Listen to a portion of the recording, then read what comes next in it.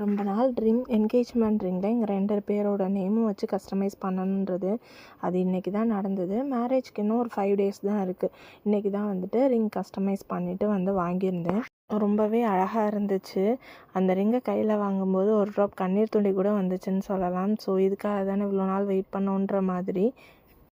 அது கூடவே வெள்ளியில் பித்தளையிலலாம் கொஞ்சம் திங்ஸ் எல்லாமே வாங்க வேண்டியது இருந்ததுன்னு அம்மா சொல்லியிருந்தாங்க. ஸோ அது எல்லாமே வாங்கிட்டு வீட்டுக்கு வந்துட்டு எனக்கான ஜாமான் எல்லாமே எடுத்து பேக் பண்ணி வச்சிடலான்னு சொல்லிட்டு அம்மா சொல்லியிருந்தாங்க. இன்னும் ஒரு 5 டேஸ் தான் இருக்குது. ஸோ வேலை எல்லாமே கடகடன்னு பார்க்கணும்.